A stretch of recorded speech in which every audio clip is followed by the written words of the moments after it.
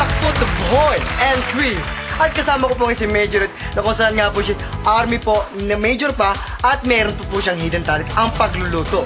Isa pong mabilis ang tanong lang, ano po yung mga ingredients po nakahanda po rito sa table? Isang mabilisang sagot. Itong mga ingredients kong nandito, kasi ako naman ay talagang marami na akong tinravel na bansa bilang isang distinguished member. Napag-aralan mga exotic food. Meron diyang Mediterranean, meron diyang Asian, Italian, kahit nga pang alien. Alam kong iluto. Pwede rin. Oo. Yan ang mga experiences ko sa pagta-travel ko bilang member ng Army. Okay. Ikaw na may tanong ko lang, anong masasabi mo sa mga luto ng iyong kuya? Ay, nako, one of a kind talaga ang mga luto ng kuya ko. Wala pang restaurant na makakatapat sa sarap ng luto ni kuya. Sige po. Yung mga luto rin ng kuya mo, kumakain rin ba si Doc Aga? Oo naman. Gusto nga niya ang luto ni kuya eh. Diba, Talaga? kuya? Ano narinig ko? Kung paborito rin ba ni Aga yung mga luto mo rin? Anong kinalaman ni Aga dito? At bakit naman namin pakakainin si Aga sa bahay namin? Eh wala namang kay yun. Isang mabilisang tanong ulit. Kung sakali, isa si Aga sa mga sangkap, ano ang gagawin mo sa kanya? Kung si Aga? Oo. Eto. Kung si Aga to, itong gagawin ko sa kanya. Ganyan. Kung itong kanyang face, Lamutatski. At kung ito naman, ang leeg ni Aga. Ang leg ni Aga. Oo, napakaganda. Yan, ang leeg ni Aga. At kung ito naman ang ulo ni Aga, eto.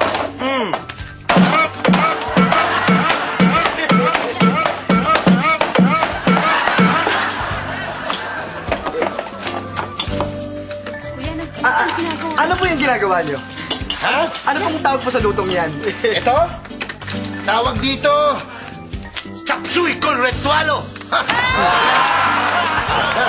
Pinanggit-banggit mo pangalan ni Aga.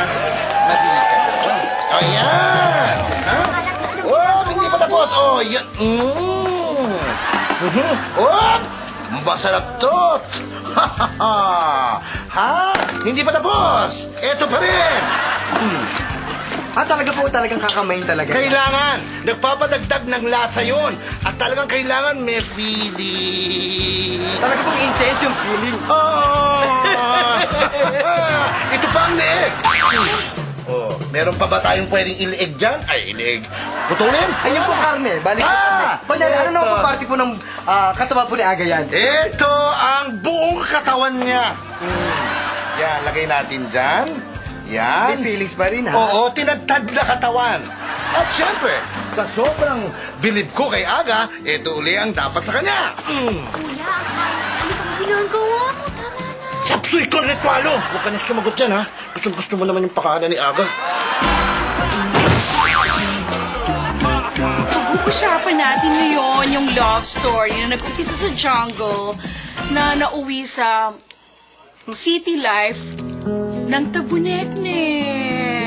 Alam mo, Miss Gracie, hanggang ngayon nga pakiramdam ko nasa gubat pa rin kami, buddy. Totoo po yan. What do you mean? Nakikita niyo ho ba itong baging na to, Miss Gracie? Diyan ho kami paminsan-minsan gumagawa ng baby. Gusto mo subukan natin? Bakit kasi Gosh, buddy! Bakit po? Ano ka ba? You're so bad talaga. This is general patronage. Sorry po sa mga audience. Anyway, do you have plans of having a baby? Opo naman. Kaya lang medyo nahihirapan na po akong gumawa ng aking sariling egg cell. Kaya po ginangat-gat ko na ng bonggang-bongga talaga itong fertility pills. Buti nga po sa Excel nagman. Hindi butong pakawan yan. Naku na lang sigurado Doc Aga. But anyway, alam mo, Doc, tingin ko pag magkaka-baby kayo, ang ganda-ganda! Ay, opo, baka po maging kamukha ni Ninyo Mulak. Ako ba? Namin iniisip nyo kasi. May-enjoy pa namin isa't isa. Doc Aga, tingin ko, mukhang hindi niya sinaseryoso yung relationship niyo kasi 'di ba? Nakalimutan niya yung monster niyo. Ako, totoo po yan, Miss Crazy. Katunayan nga po niyan, sa akin pa sinukat yung damit na inirigalo ni Greta dito kay Doc Aga eh. Dapat lang naman talaga, di ba, lalaki ang dapat nakakaalala ng mga mansari-mansari na yan. Anong lalaki? Dapat si Greta. Abay, siya yung babae, dapat siya nakakaalala ng anniversary nila ni Doc Aga. Ano ba yun? Ang hirap kasi sa inyo mga lalaki, piling nyo lagi kayong tama. Sa akin tama! Hindi ako tama! Tamang-tama ako! Huwag kayong mag-aaway, ano ba? Oh, sige. Oh, ayan ha, magkampihan pa kayong dalawang magkaibigan. Sige, magkampihan kayo. Oh, ikaw na lang kaya umakit sa lubid na yan. Saan ang gigigil ako pagka ganyan lumalabang ka sa mga debate na to? Ano? Gigigil ako sa'yo! Umakit ka na doon sa lupit! Umakit ka na! Sisilitin ko yan! Ay, Nagbabalit po si Krista niyo. Hindi na kami ng papi yan ha. Nagsasalubog ba ng master ng girlfriend mo? Hindi. Hindi ako sweet. Ako rin eh.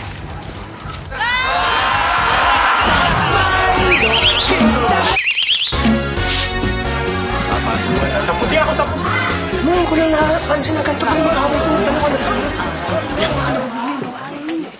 Eh, nagkakagulo. Parang wala nang pakiisa magkakapatid. Ano magkakabalik? Nakikita mo kung magkasigaw at magkakakasa mo. Michelle. Labo na yun yan. Ha? Wala naman basketball. Ba't magkakareta? Mapag-suggest ka.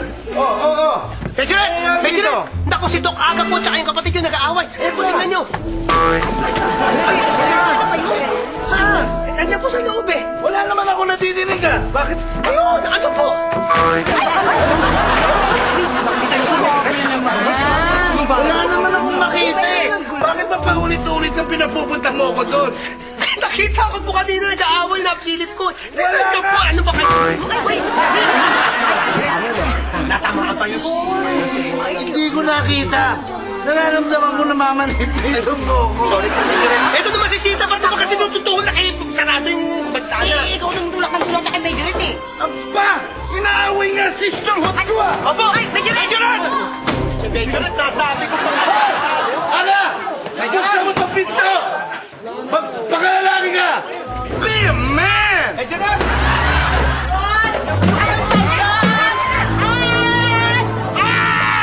Kuya!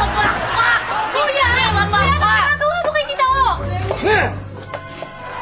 Ikaw! Oh! Ano? You! Bakit mo ni-fight ang sister ko? Fight? Hindi ba fight mo siya, hindi ba? Physically!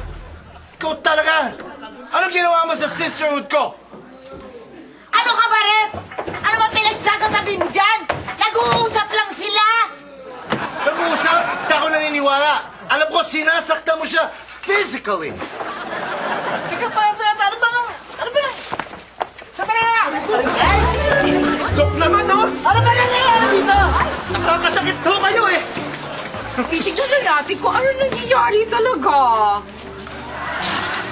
Kaya lang, maingay dito kasi ibinabagsak nitong batang ito yung mga kahor namin dahil naglilinis kami sa taas. Walang away na nangyayari dito. O sige, pwede yan sinasabi mo, pero hindi pa rin ako niniwala. Alam ko meron kayong hindi pinagkakasunduan ng sister ko. Di ba? Sige, pakinggan natin. Tama yan, kaibigan. Pag-usapan natin yan. Pero pag-usapan natin ng patas. Tama! Pakinggan natin what he said. At what she said.